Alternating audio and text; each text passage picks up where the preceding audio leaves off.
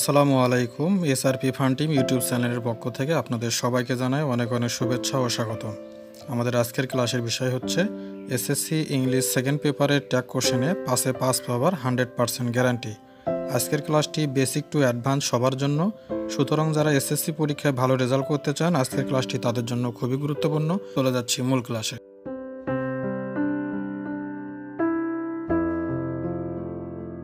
জানা কোনো বিষয়কে যদি আমি আবারও জানার জন্য জিজ্ঞেস করি তাহলে সেটাকে বলা হবে ট্যাগ কোশ্চেন। যেমন আমি জানি রূপা আমাকে হেল্প করবে, তারপর আমি জিজ্ঞেস করলাম রূপা কি আমাকে হেল্প করবে। আমি জানি যে সে স্কুলে গেছে, তারপর আমি জিজ্ঞেস করলাম সে কি স্কুলে গেছে। এটাকে বলা হয় ট্যাগ কোশ্চেন। তো একটা ট্যাগ কোশ্চেন প্রশ্নের দুইটা অংশ থাকে। কমার এই আগ পর্যন্ত অংশটাকে বলা হবে স্টেটমেন্ট, এবং আন্ডার মার্ক করা প্রশ্নের মধ্যে চিহ্ন দিয়ে যে উত্তরটা আমরা করবো এই অংশটাকে বলা হবে ট্যাগ কোশ্চেন। এখন স্টেটমেন্ট অংশটা যদি হ্যাঁ বোধক থাকে, যেমন রূপা উইল হেল্প মি, এই অংশটার মধ্যে কোনো নেগেটিভ কিংবা না বোধক শব্দ নেই। যদি এই অংশটা বা স্টেটমেন্ট অংশটা যদি হ্যাঁ বোধক হয় তাহলে আমাদের ট্যাগ কোশ্চেনটা অংশটা হবে না বোধক। আর যদি স্টেটমেন্ট অংশ যদি নেগেটিভ হয় বা না বোধক হয় তাহলে ট্যাগ কোশ্চেন হবে আমাদের হ্যাঁ বোধক। এই পেজটি শুধুমাত্র নতুনদের জন্য, যারা এর আগে কোনোদিন ট্যাগ কোশ্চেন করেন নাই এই অংশটুকু তারা মুখস্থ রাখবেন। ইজ নট থেকে ইজেন্ট, আর নট থেকে আরেন্ট, অ্যাম নট থেকে আরেন্ট, ওয়াজ নট থেকে ওয়াজেন্ট, ওয়ার নট থেকে ওয়ারেন্ট, শ্যাল নট থেকে শ্যান্ট, উইল নট থেকে ওয়ান্ট, ক্যান নট থেকে ক্যান্ট, কুড নট থেকে কুডেন্ট, মে নট থেকে মেন্ট, হি ইজ বলতে বোঝায় হির সাথে একটা ইজ আছে অথবা ওয়াজ আছে অথবা হ্যাজ আছে। হিট বলতে বোঝায় হির সাথে একটা হ্যাড আছে অথবা উড আছে। দে ওয়ার বলতে বোঝায় দের সাথে আর না হলে ওয়ার আছে। দে উইল বলতে বোঝায় দের সাথে উইল আছে অথবা শ্যাল আছে। দে হ্যাভ বলতে বোঝায় দের সাথে একটা হ্যাভ আছে। আই এম বলতে বোঝায় আয়ের সাথে একটা অ্যাম। আর লেস বলতে লেসের সাথে একটা শ্যাল আছে। আগের পেজটি হলো অক্সিলারি ভার্ব থাকলে কিভাবে চেঞ্জ করতে হয়, আর এটি হলো অক্সিলারি ভার্ব না থাকলে কিভাবে চেঞ্জ করতে হয়। অক্সিলারি ভার্ব না থাকলে যদি সাবজেক্টের পরে V1 থাকে তাহলে ডু অথবা ডন্ট। V2 বা পাস্ট টেন্স থাকলে সেক্ষেত্রে ডিড অথবা ডিডেন্ট। আর ভার্বের সাথে এস বা ইএস থাকলে সেক্ষেত্রে ডাজেন্ট। ট্যাগ কোশ্চেনের সবচাইতে গুরুত্বপূর্ণ অংশ হলো এটি। এই অংশ থেকে 2 থেকে 3টা প্রশ্ন 100% কমন হবে ইনশাল্লাহ। স্টেটমেন্ট অংশে যদি কোনো ব্যক্তির নাম থাকে তাহলে ট্যাগ করতে হবে হি। স্টেটমেন্ট অংশে যদি কোনো মেয়েদের নাম থাকে তাহলে ট্যাগ হবে সি। আল্লাহ অথবা গড থাকলে বড় হাতের হি। যে কোনো বডি অর্থাৎ সামবডি, এনিবডি, শুধুমাত্র ডেড বডি বাদ দিয়ে যে কোনো বডি জাতীয় শব্দ থাকলে সেক্ষেত্রে হবে দে। যে কোনো ওয়ান, স্টেটমেন্টে যে কোনো ওয়ান থাকলে অর্থাৎ সাম ওয়ান, এনি ওয়ান, অর্থাৎ যে কোনো ওয়ান থাকলে সেক্ষেত্রে ট্যাগ হবে দে। ওয়াল প্লাস নাউন, অর্থাৎ ওয়াল শব্দটার পরে যদি কোনো নাউন থাকে, কোনো কিছু নাম থাকে তাহলে সেক্ষেত্রে হবে দে। এরপরে ওয়ালের পরে যদি কোনো নাউন না থাকে, শুধু ওয়াল শব্দটা দ্বারা অন্য কোনো শব্দ দিয়ে ওয়ালের পরে যদি গঠন করা হয় সেক্ষেত্রে হবে ইট। যে কোনো থিং, এনিথিং, সামথিং, নাথিং, এরকম যে কোনো থিং থাকলে সেক্ষেত্রে হবে ইট।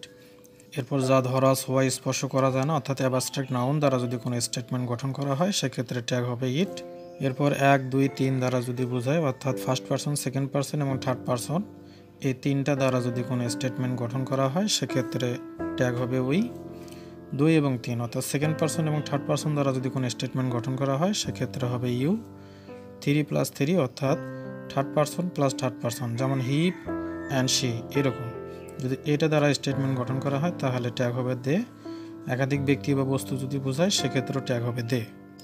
Example, somebody may do this, এই সেন্টেন্সটার মধ্যে কোনো নেগেটিভ শব্দ নাই। অক্সিলারি ভার্ব হলো মে, মে থেকে মেন্ট, এবং সামবডি আমরা বলছিলাম যে কোনো বডি থাকলে দে।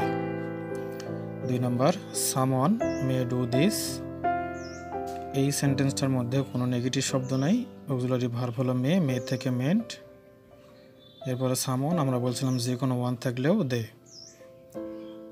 3 নম্বর হলো সামথিং ইজ আনক্লিয়ার, এর মধ্যে কোনো নেগেটিভ শব্দ নাই, এজন্য ইজ থেকে ইজেন্ট এবং সামথিং থেকে ইট। আমরা বলছিলাম যে কোনো থিং থাকলে অর্থাৎ সামথিং, এনিথিং, নাথিং, যে কোনো থিং থাকলে সেক্ষেত্রে ট্যাগ করতে হয় ইট দ্বারা।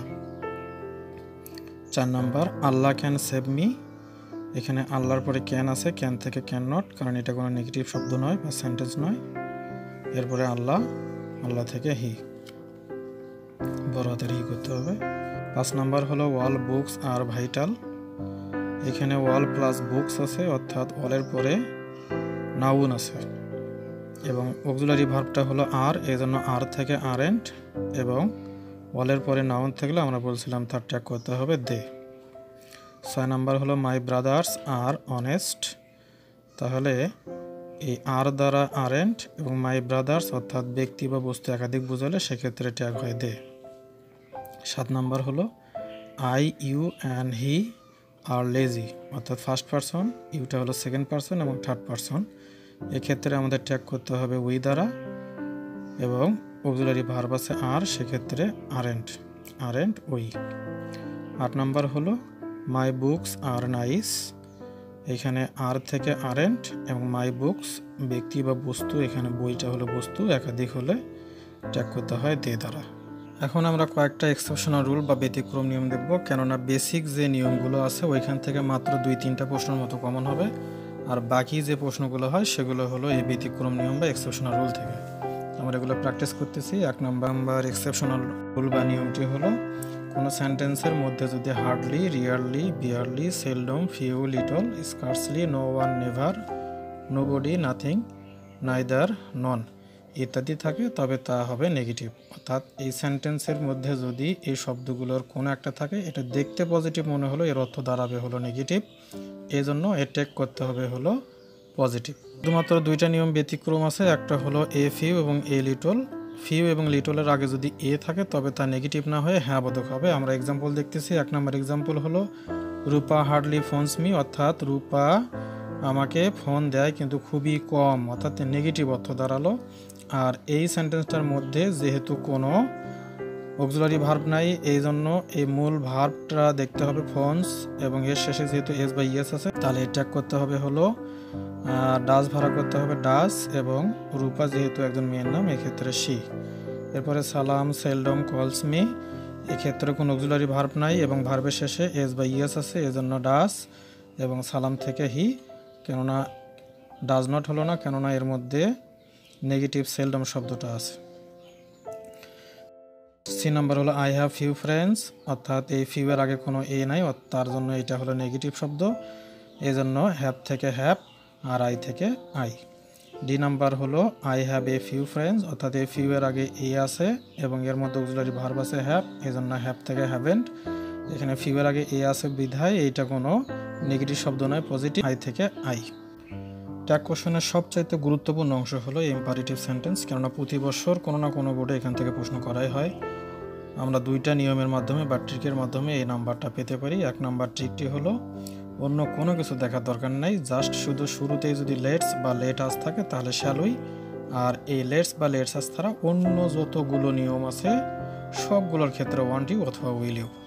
কারণ প্রশ্ন হতে পারে আমরা তো ইম্পারেটিভ সেন্টেন্স চিনবো না, লেটস বা লেটস আস ছাড়া অন্য কি আসলে আমরা চিনবো যে এটা ইম্পারেটিভ সেন্টেন্স। এজন্য 2টা বুদ্ধি হলো, একটা হলো কোনো সাবজেক্ট থাকবে না, আর একটা হলো ডন্ট অথবা বি অথবা ভি ওয়ান, যাকে আমরা বলি যে প্রেজেন্ট ফর্ম, অথবা নেভার অথবা প্লিজ, অলওয়েজ, কাইন্ডলি ইত্যাদি দ্বারা সেই সেন্টেন্সটা শুরু হবে। তাহলে লেটস অথবা লেটস আস থাকলে সেক্ষেত্রে শ্যালই, আর ওই সেন্টেন্সটা যদি ডন দ্বারা, বি দ্বারা, ভি ওয়ান দ্বারা, নেভার দ্বারা, প্লিজ, অলওয়েজ, কাইন্ডলি ইত্যাদি দ্বারা যদি শুরু হয় সেক্ষেত্রে ওয়ান্ট ইউ অথবা উইল ইউ।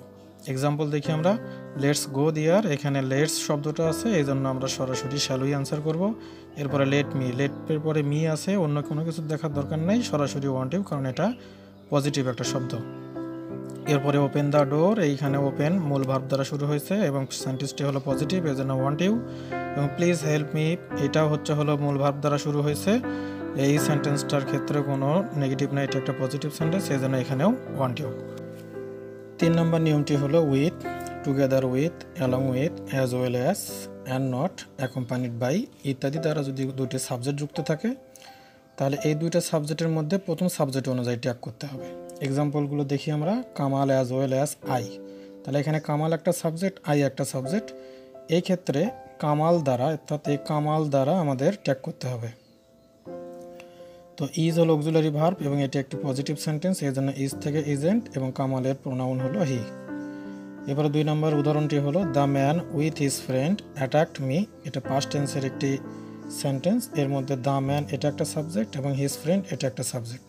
তো আমাদের ট্যাগ করতে হবে দ্য ম্যান প্রথম সাবজেক্টের দ্বারা, যেহেতু অ্যাটাকড এটা V2 হয়ে আছে, এজন্য মূল ভার্ব সাথে এখানে অক্সিলারি ভার্ব নাই, এজন্য আমাদের করতে হবে ডিড ভাড়া করতে হবে, এবং এটা পজিটিভ সেন্টেন্সের কারণে ডিড থেকে ডিডেন্ট এবং দ্য ম্যান থেকে হি।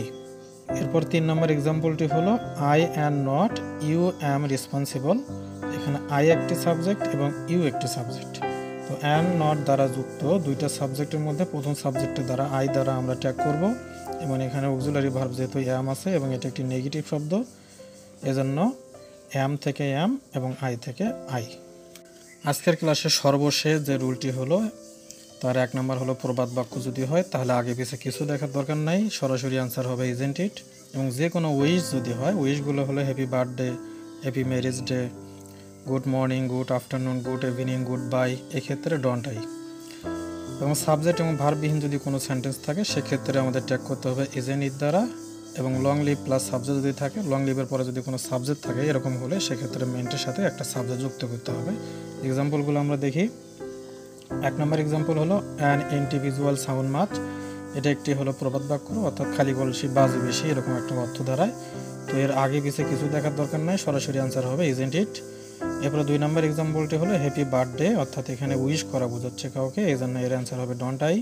3 নম্বরটা হলো লং লিভ ইয়োর ড্যাড, অর্থাৎ লং লিভের পরে একটা সাবজেক্ট ইয়োর ড্যাড আছে, এই ক্ষেত্রে মেন্টের সাথে হচ্ছে হলো সাবজেক্ট যেহেতু ইয়োর ড্যাড একজন থার্ড পারসন সিঙ্গুলার নাম্বার, এর হচ্ছে হলো প্রোনাউন হয় হি। এরপরে 4 নম্বর এক্সাম্পলটি হলো গুড মর্নিং, এটা একটা উইশ জাতীয় শব্দ, এজন্য এর আনসার হবে ডন্ট আই। ভিডিওটি কেমন লাগলো কমেন্টে অবশ্যই জানাবেন, ভালো লাগলে লাইক, কমেন্ট এবং সাবস্ক্রাইব করবেন। ধন্যবাদ সবাইকে। আসসালামু আলাইকুম ওয়া রাহমাতুল্লাহি ওয়া বারাকাতুহু।